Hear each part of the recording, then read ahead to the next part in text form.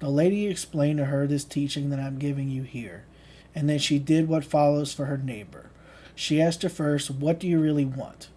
Well, this woman had been divorced for 19 years and she had lost her faith in men.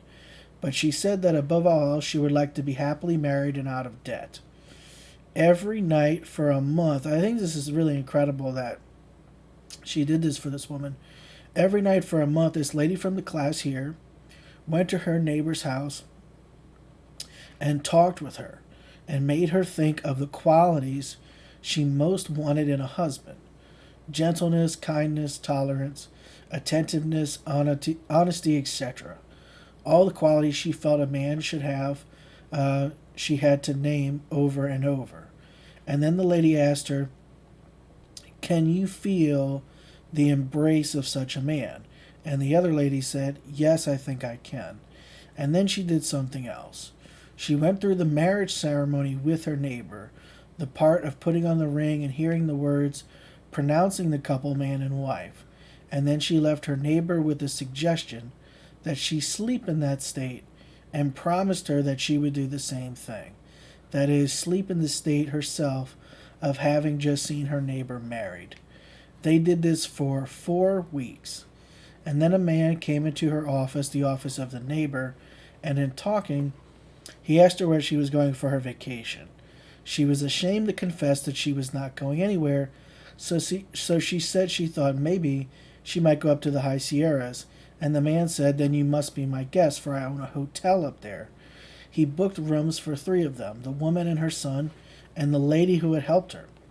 The man was very kind and helpful to them. He told the woman that he had lost his wife a few months before, but he also told her that he would never marry again. The woman had grown fond of him and was distressed by this and told the lady who had helped her, "What will I do now? He's never going to remarry. He said so." The lady said, "You are happily married, so we are not going to discuss this. You slept every night in the feeling of having a wonderful husband, a man who has the qualities you desire.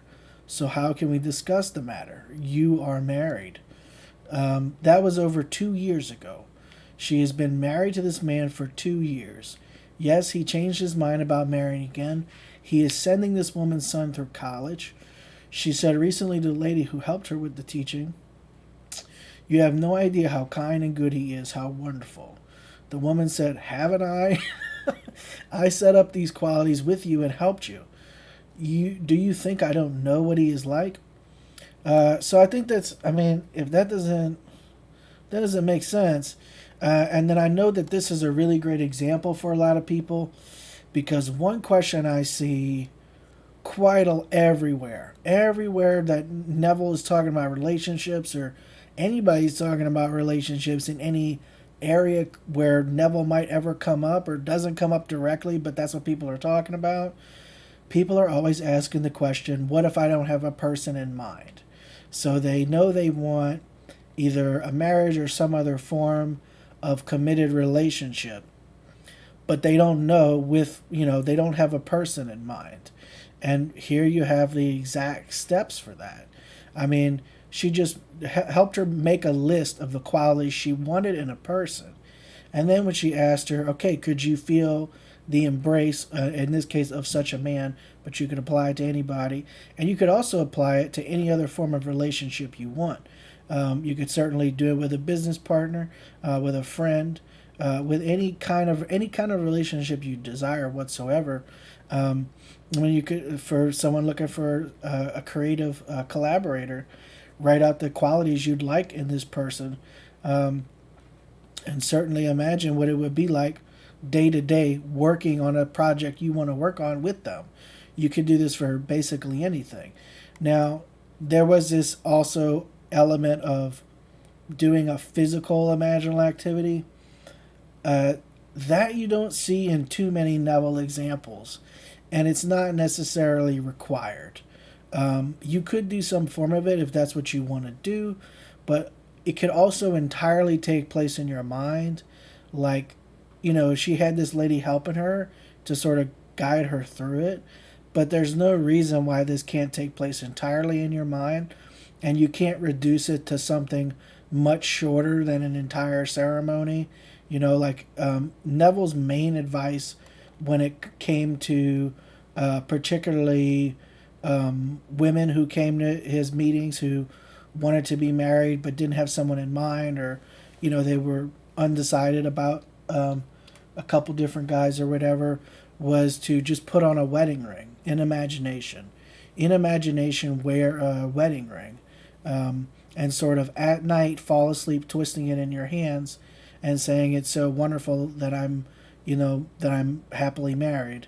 There was an example of a woman who did that, and I'll save that story, because that story it really deserves its own full telling of what Neville was told about it.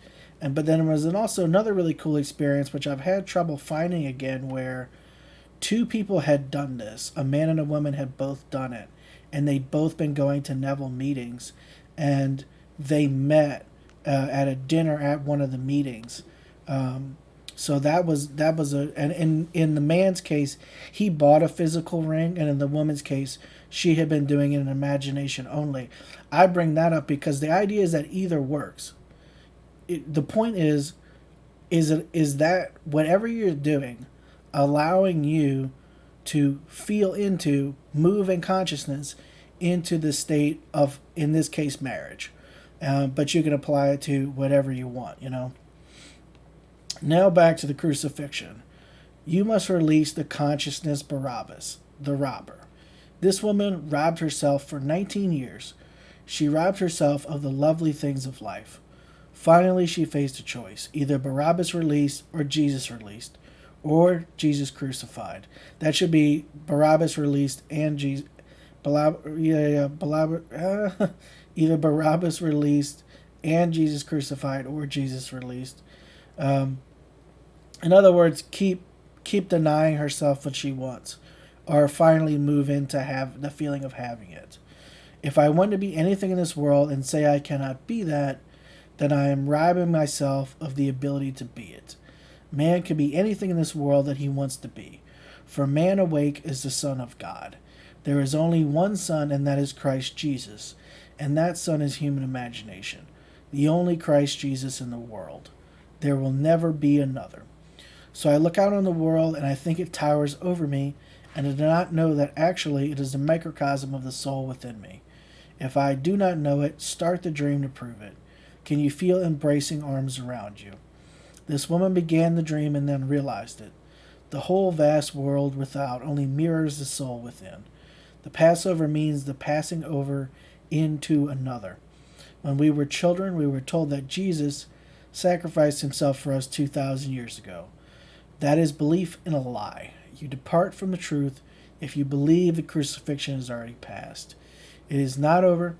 It is constant fact every moment of time. It is not past, and it must be continually taking place. The whole vast drama unfolds within us. We can distill out of any situation the good that is in it. You can take it as you take a mash and distill the essence from it. You are told the Old Testament is one covenant and the New Testament is another covenant. Do not believe it. There is only one book. When you find the spirit of it that sets you free, that is the new covenant. The letter killeth, the spirit giveth life. Take the same code and reread it, and strike, as it were, the rock, and then draw forth the water and make it into wine. Rock, as we are told, means literal fact. Water means psychological understanding. Wine means the application of that truth. If you know this, every dream in the world can be realized. In the capacity to live in the wish fulfilled lies your capacity for living the more abundant life. The stories which I tell you are stone, if you take them literally, but water, if you understand them, and then they become wine if you apply what you have learned. You can get all the results as this lady got them.